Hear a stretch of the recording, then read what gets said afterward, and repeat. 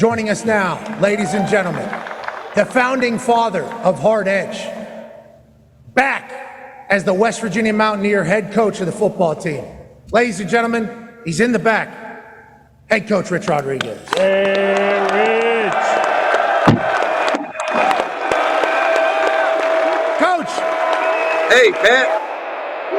Coach, hey, I want to let you know, it's an absolute honor to be out here knowing that you're the man that is manning the football team once again, and I can't wait to make trips to Morgantown on a much more regular basis, so let's just lead off with that. How is it? Yeah, well, you need to. Yeah, you need to bring your show, bring your crew, bring your teammates, bring AJ. In fact, AJ, I've heard you gave an endorsement for old Coach Rod here, and so I really appreciate it. I'm going to get you some gear, too, because I got some gear that looks better than what you got on. But anyway, I appreciate your endorsement. I respect the shot.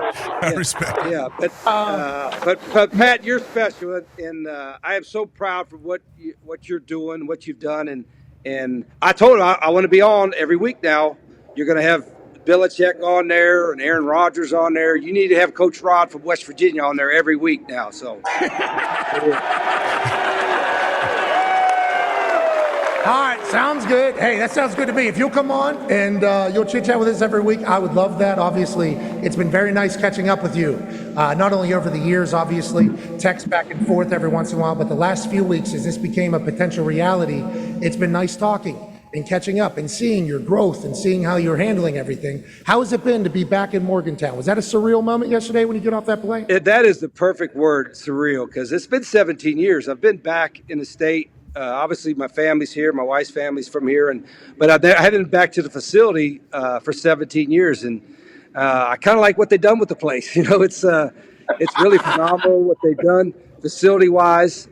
Certainly, the support is there. I know the Mountaineer Maniacs are still there, and we're still one of the top party schools in the country.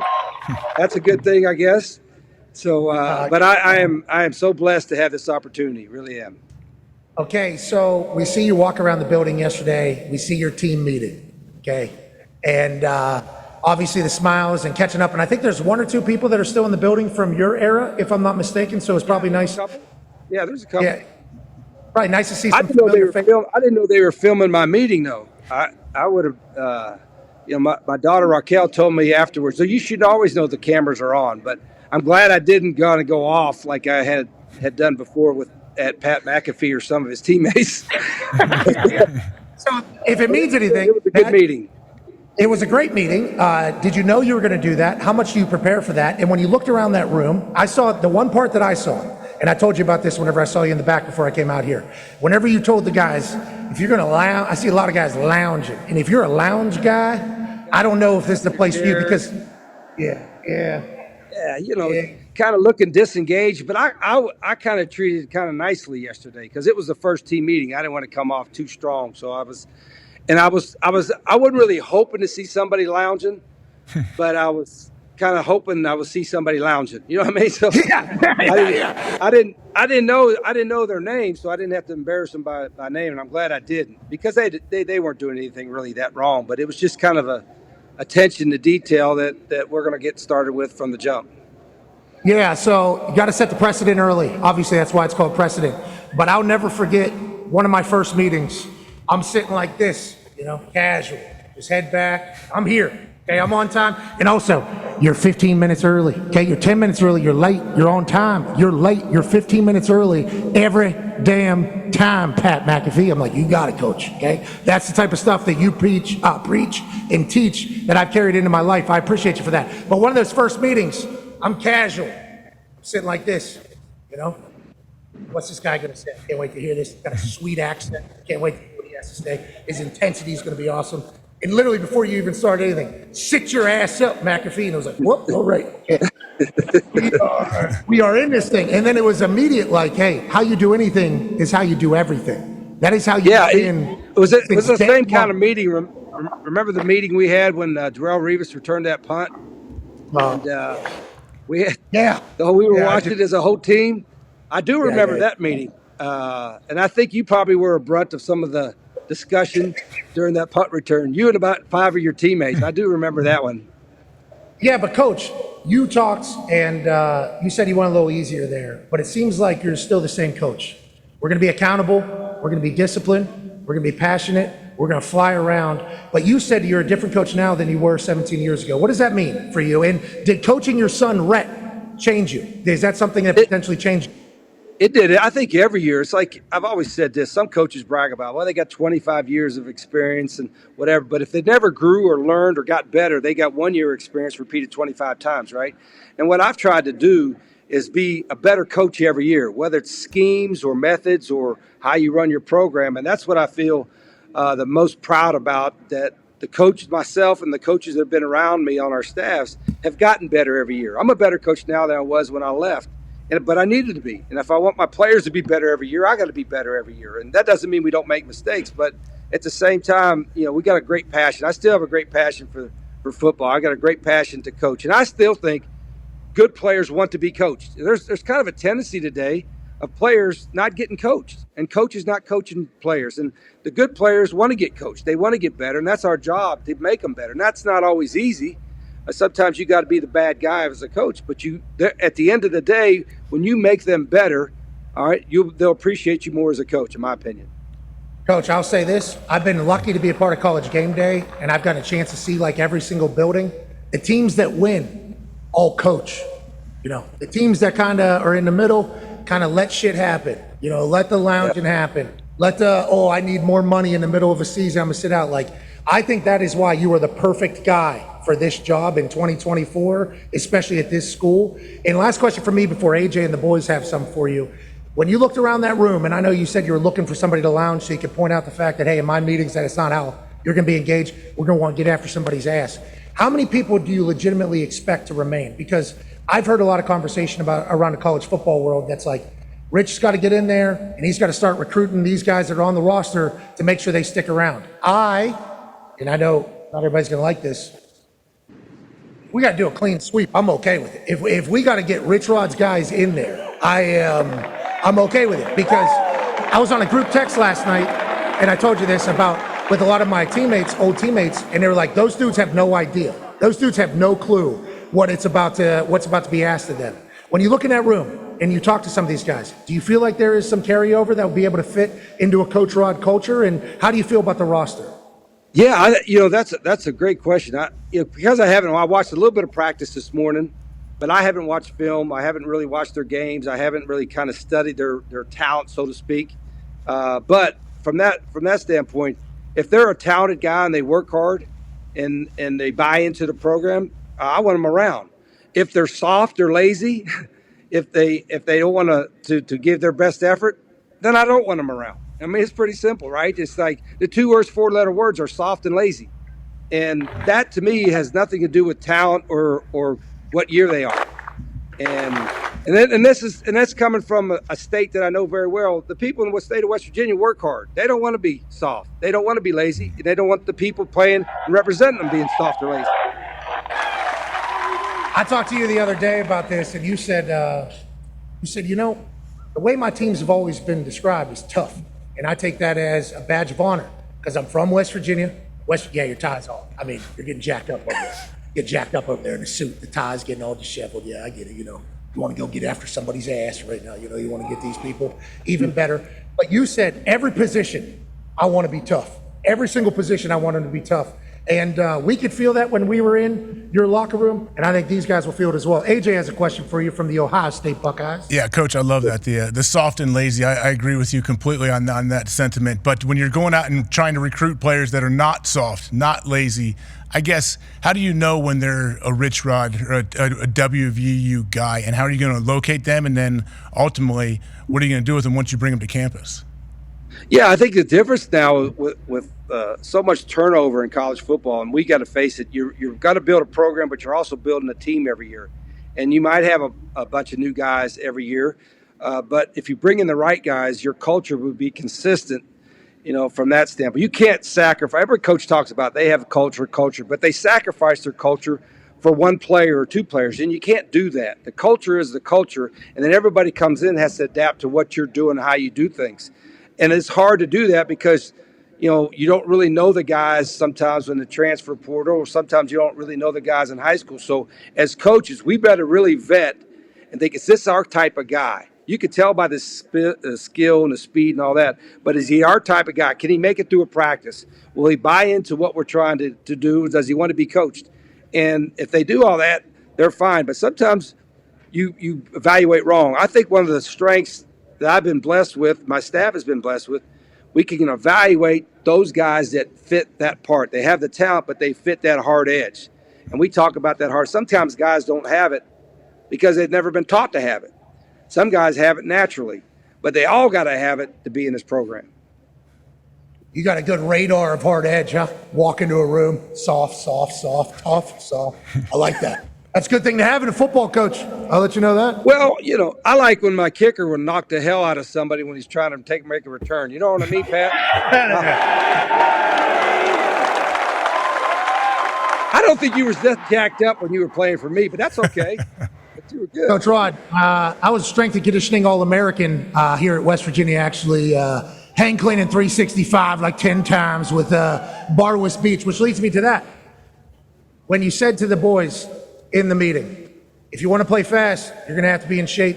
And then you just matter-of-factly said, we're going to be in shape. And that was the line that we all said, these dudes don't fully understand. When does that start for you? Like when? I don't think I understand the whole process here. Because they have a bowl game, and then there's what, probably a break, and then after that? Yeah, a couple weeks, and then they'll start in a winter conditioning program in January. I did ask, too, that the law school hill was still available because we're going to use that hill.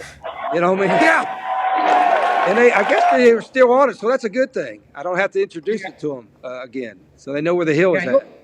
You'll be able to find some hills around here. Every time you land in here, it's so beautiful. Like, I think I forget every time we fly in. It had been a long time since I came back the last time for the spring game and everything like that. You fly in here, the foliage, the views, the people, the town. I mean, it is ready to host, recruit, and win again. And I think that is. That's right. It's very evident. I think it's very evident, Coach. Yeah, you could, and I was going to mention it later, but you could win a national championship at West Virginia. You could win a national championship at West Virginia. You can win a national championship at West Virginia. We were this close, which is why I'm happy that you're back. And I know you're going to talk about it at your press conference, but that was a big thing I told you. I said, hey, I need you to go back there and do this so I can get this off of my conscience. And you said, you too. You've been thinking about this for a long time as well, right? Making it. Yeah, I want to make it right. Let's make it right. How do you feel about that, though? Like, legitimately, what is because for me, it shows up when I'm laying my head down at night, okay? My head lays down at night, and I think about what I got to do tomorrow, and then all of a sudden I think to myself, man, if I had a fucking national championship ring, this would be so much cool. But we're that close, And then I go to sleep, and then the next day I forget about it, and then I'll have lunch, and somebody from LSU or somebody will talk and be like, hey, you remember? And I'm like, yeah, I do remember. So it's like with me every single day. For you, have you been trying to bury it for a long time, or has it been something that's been with you? It's always out there, but here's how do you get there? You can't think like, okay, we're going to win a national championship, and then it magically appears. It's like, what do we got to do tomorrow to win? Every decision I make in this program, every decision that the coaching staff makes, every decision that the players make, does it help us win? If it doesn't help us win, it ain't the right decision. So that's kind of the mindset we're going to have from day one. Hey, I can't wait to watch you make it right. Conman has a question for you, Coach. Yeah, Coach, friend of yours, guy who actually coached for you, Tony Gibson, got hired down at Marshall, and he brought up the idea of the Friends of Cole Bowl coming back. Is that something you're interested in? Do you see that happening? And if you were to maybe play, are we thinking like 63-0 West Virginia, or how does that? Is it a respectful game where you kind of let off the gas a little bit? Yeah, well, Gibby is a great friend of mine, was a great staff member, and we're still very dear friends. But I don't even think you think I have spent 1 second thinking about Marshall. You're wrong. I could care less what's going on.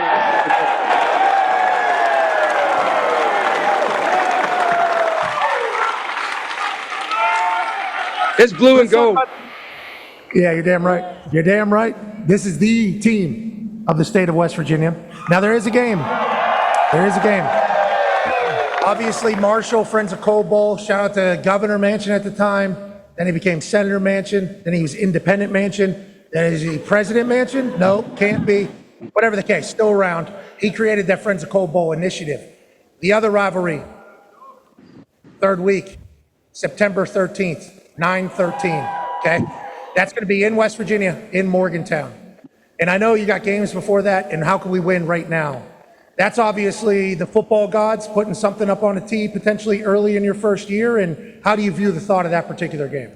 Well, I probably misspoke a little bit earlier when I said the two worst four-letter words were soft and lazy. I left out Pitt.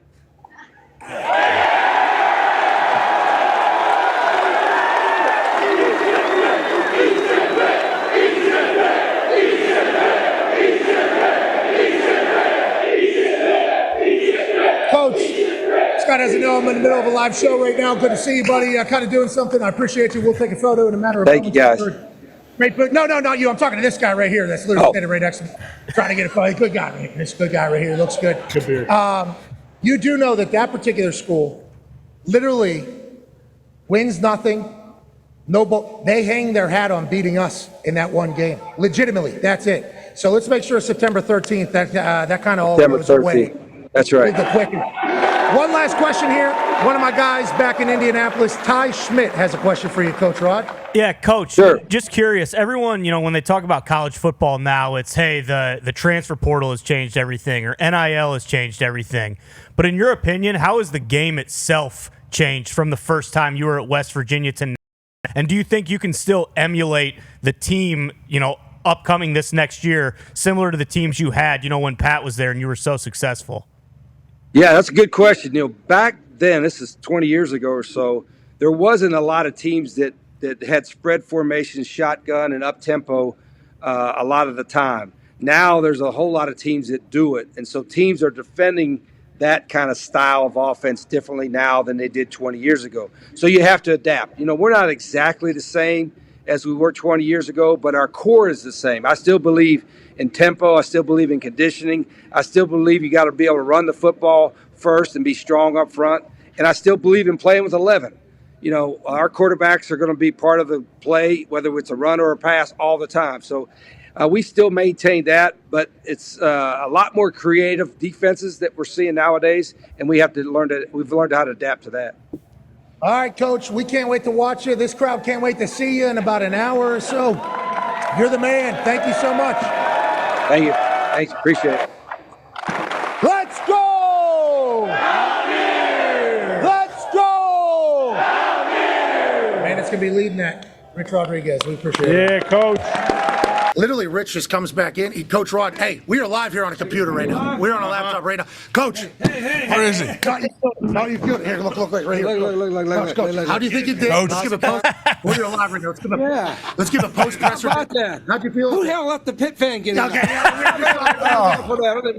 were just talking. I thought you handled it very well. Yeah. And then also in your Q&A, you said, "I'm gonna earn these people's trust. I'm gonna That's earn right. these people fun." I think you handled. I think you aced it out there. Well, I appreciate, we have great, are you kidding me? See all the people that were here? Yeah. And I know we were selling beer and all that kind of stuff, but shoot, that's West Virginia. That's West Virginia athletics, West Virginia University, West Virginia football. So I'm fired up, and let's go. You sound like you're Let's ready. go. It sound like that was a little bit too strong. Okay, I'm 38.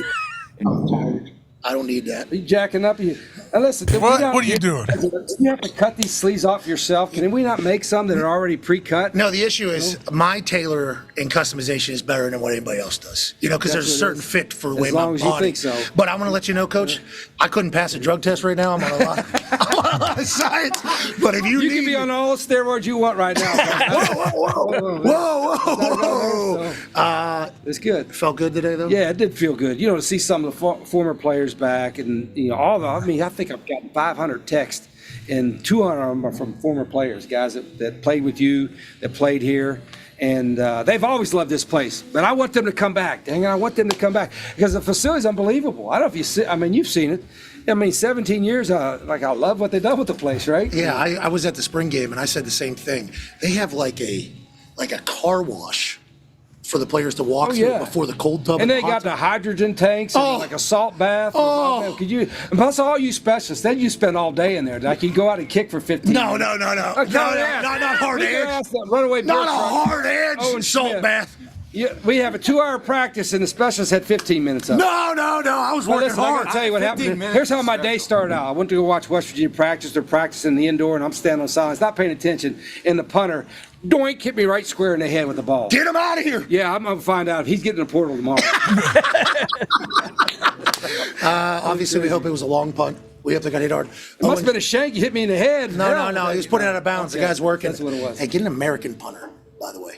Them Aussies are amazing. I had one at Jack State. Jack Dawson. Oh, he was phenomenal. But he likes to drink a lot of beer though too. Well, the Americans do too. I mean, that's the way it is. Let's get it. Owen Schmidt, you shouted him out. It's about the pooch kicks, Coach. You know? That's right. Pooch kicks. Which you did numerous times. Owen and the word pooch doesn't sound. That's not. Owen has nothing to do with pooch anything. But I do remember. Y'all don't know what the weight was on that power clean. I told that story. I never seen a human do that. Like it was like 275 pounds, like a rep of 10. And he threw the last one over his head. Yeah, and the thing would bend around his legs whenever he He's was nuts. down there. Hard edge. How many face masks did you break? I mean, Collectively, who knows? it was a bunch. How about how many stitches on the helmet to the head Super glue. that he would do? Super glue. Owen and I and everybody, former players of yours, have been catching up over the last couple of weeks. And then yeah. It is so cool. So whenever you said you want everybody to come back, I do. that was very kind of you to say, like, everybody. Hey, we want everybody even back. Coach Bowden, because those are guys that are older than me, the ones that played for Coach Bowden, Coach Signetti, and then Coach Neal in my era. I'm hearing a bunch from my former teammates here, which is playing at your coaching at your alma mater. Sometimes it's good and bad when it's all your former teammates like, Coach, I want to be on the sidelines. I'm like, that's 400 teammates. I can't put. We don't have the space. But we had a great time here. You had a great experience here. We won a lot of games. Coach Needham's in the Hall of Fame, and that's why it's different for me. It's special. It's everybody talk about it's personal. It's personal. It really is. It always has been for me here. So me and Owen were just kind of ransacking this bar here, trying to find some stuff. And then we went in the back. Wellesley took us in the back.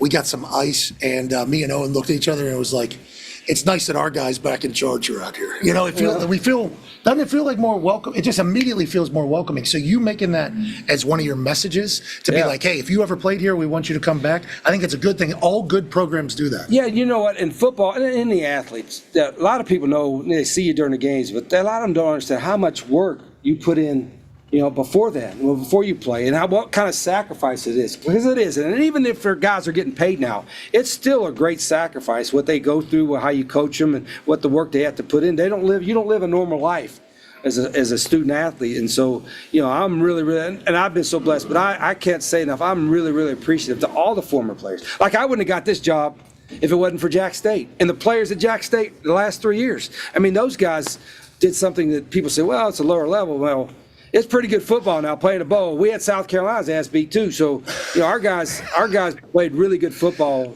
and they deserve a lot of credit. Owen and we watched your team meeting.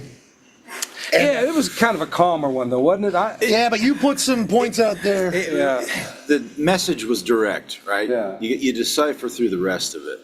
Okay, there's going to be some 4-letter words, as we know, Sure. but not in the first one. Okay, Yeah. You had a couple 3-letter words. My question is, do any of those players understand what the hell's about? I don't think any. I don't think that's our I don't thing. know. That's a good question. I'm going to find out. And I watched practice today, and the energy was good, and intensity was okay. It was, but there was no live going on. But the first winter workout when you do tour duty, first tour duty, and they'll find out who's thinks they're going hard, but they ain't really going hard because their version of going hard. Yep.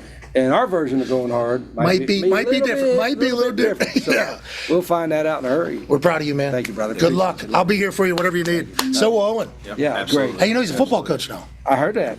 That's scary. Single wing. All right. Appreciate you, coach.